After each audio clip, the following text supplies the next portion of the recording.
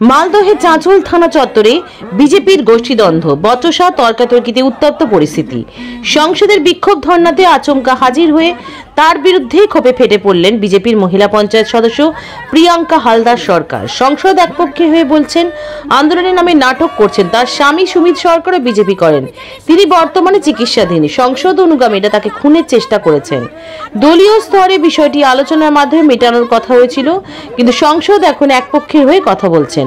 অভিযোগ তুলে বিক্ষোভ মঞ্চে দলের সদস্যকে নিশানা করলেন বিজেপি পঞ্চায়েত সদস্যরা। ঘটনায় অস্বস্তিতে বিজেপি সংসদ খগেন মুর্মু।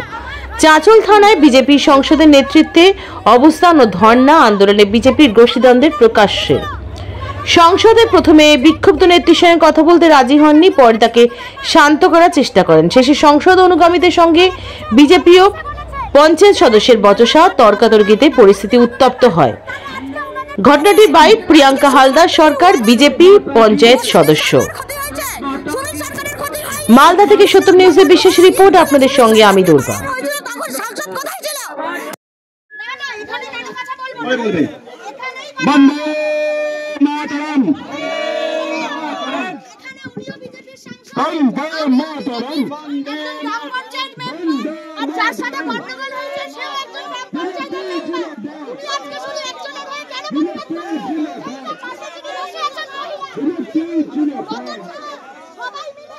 সবাই মিলে যদি বলা হয়েছে বসন্তের সম্মানে আমার হাজবেন্ড প্রিয়জন যেদিন সবাই মিলে করতেছিল উনাদের বলা হয়েছে যে কেন এইটা জানো পার্টিগত ব্যাপার, এটাকে মিটমাট করা হয়। উনারা গেছেন, উনারা এসে বলেছেন যে এটা পার্টিগত না, এটা ব্যক্তিগত ব্যাপার। আজকে শুধুমাত্র কি উনাদের বসন্তের সম্মান ক্ষতি হয়েছে, সুমিত সরকারের ক্ষতি হয়নি কেন? যখন বড় লিস্টে সুমিত সরকারকে মারা হয়েছিল তখন সংসদ কোথায় ছিল? উনি আরো মিউচুয়াল করতে কি ব্যাপারটা পার্টিগত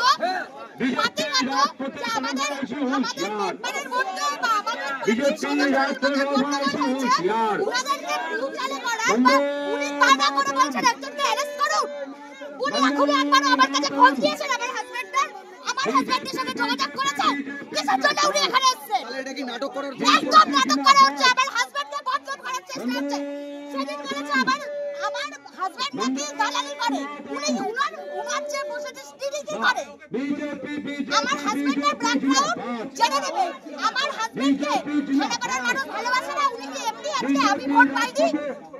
আজকে আশ্রমপাড়ার মানুষ প্রসেনজিৎ শর্মার থেকে বেশি সুমিত সরকারকে ভালোবাসে হলে উনাদের এত রাগ।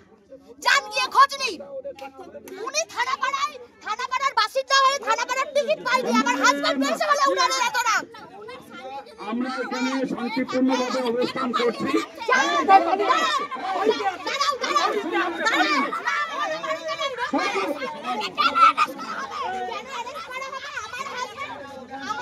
আমরা শান্তিপূর্ণভাবে এখানে অবস্থান করব। এইখানে যারা এখানে অশান্তি করবার চেষ্টা করছেন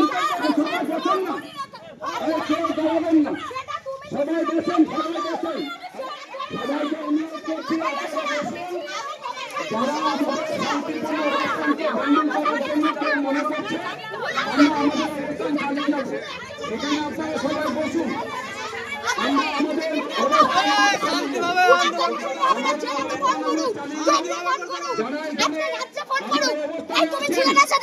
যখন বলা হয়েছিল যারা পার্টিগত মিউচুয়াল হবে ছিল না, নতুন থাকতো ছিল না, ওদের দিন আমরা বাড়ি কেন চলে এসছো? কি হচ্ছে তাহলে? কেন আজকে কি হচ্ছে? আজকে তাহলে কি হচ্ছে? আজকে তাহলে কি হচ্ছে? স্বীকার করলে শুনলে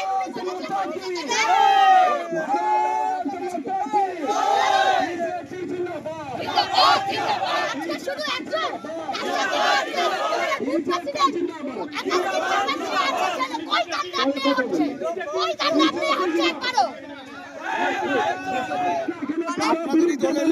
অবশ্যই খোঁজ নিন সেটা উনি কার হয়ে কথা বলছে, প্রথম দিন থেকে কার হয়ে কথা বলছেন।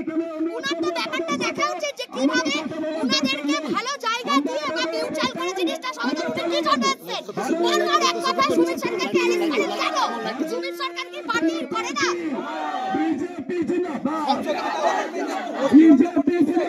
অবশ্যই বলছি না তো, আপনারা বুঝতে পারছেন না এখনো অবধি ব্যাপারটা কি রাখা যায় না।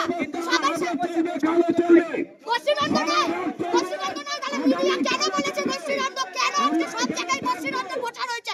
আজকে যেটা সিডি গেছে, এফআইআর হয়েছে, কেন গোষ্ঠীদ্বন্দ্ব? বলছি অম্লান ভাদুরীর লোক সুমিত বলছে বিজেপি সাংসদ। সুমিত শুধুমাত্র অম্লান ভাদুরী না, প্রত্যেকটা বিজেপির যারা যারা রয়েছে সবার ঘনিষ্ঠ, সবার ঘনিষ্ঠ, তাহলে শুধুমাত্র অম্লান ভাদুরী সুমিতকে নয়। ফাঁসানোর চক্রান্ত করা হচ্ছে। আপনি বুঝতে পারছেন না?